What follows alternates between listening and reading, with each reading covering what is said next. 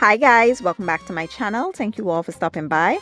So today in the kitchen we'll be making this delicious tres leches Mexican 3-milk cake. Let's get into it.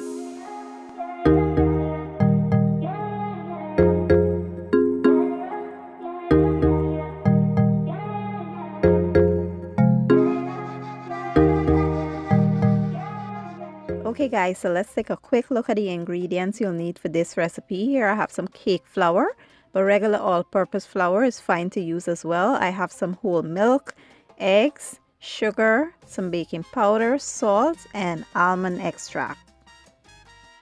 So to begin, we'll start by combining our dry ingredients. Mix that in and set it aside.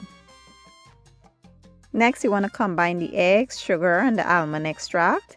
Then we'll go in with a hand mixer and mix this until everything is very well combined and it's light in color. Next, you want to add half of the flour mixture as well as a little milk, and then you want to mix it until it's very well combined. Avoid over mixing the batter.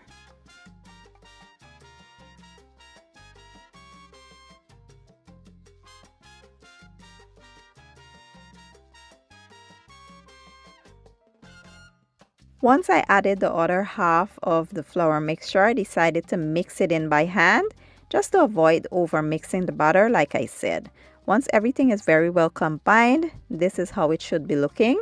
Next, we will place this into a greased baking dish. Today I'll be using a 9x13 baking dish.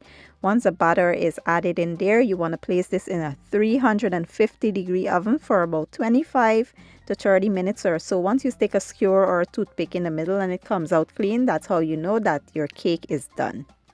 While the cake is in the oven, let's combine our 3 milks that will be, soaking the cake with. So here I added a can of evaporated milk.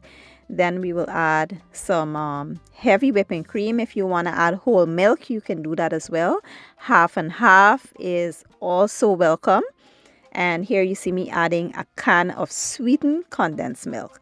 Once the 3 milks are added, you want to mix very well to combine and set that aside.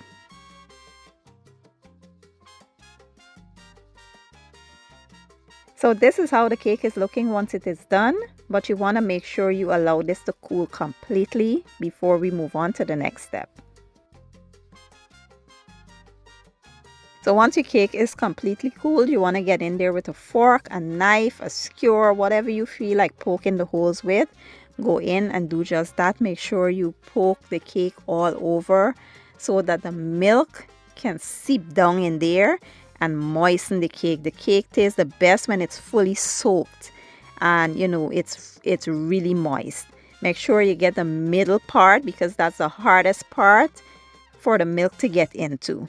And once you're done, you want to go in with that milk. You could pour all at once, or you can do like I am doing and pour a little at a time. Just make sure that you get the middle part, like I said, because as you can see, the milk is just settling at the sides. And usually the sides is the best part of the cake because that gets the most milk. But you just want to make sure that you soak this cake real well. It will seem like it's a lot of milk, but trust me, all will soak in. And it will be amazing. Once you are done, you want to cover this with some foil wrap or whatever you want to cover it with and place it in the fridge for about 4 hours or overnight.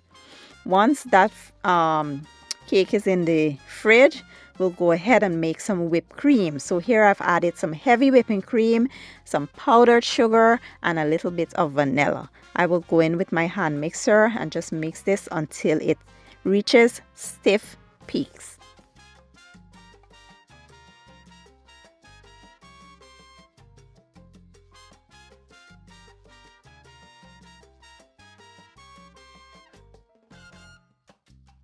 Once you're done, this is how your whipped cream should be looking. And you don't want this too sweet. Some people like their whipped cream super sweet, but remember the cake is already sweet, so you don't want to overdo it. And this is what I'll be decorating my cake with. I will use some strawberries, blueberries, and raspberries. It's a mixed berry cake, so yeah, that's what we'll be using. This is the cake. It has been sitting in the fridge overnight because I made this late, like during the evening time, and I could not, like cut into the cake right away. So I left it overnight. And here you see me just going over the top with the whipped cream. You just want to place it on there nice and neatly. And then go in with your fruit, any order that you like, and place it over top. Super simple. And that's about it, guys.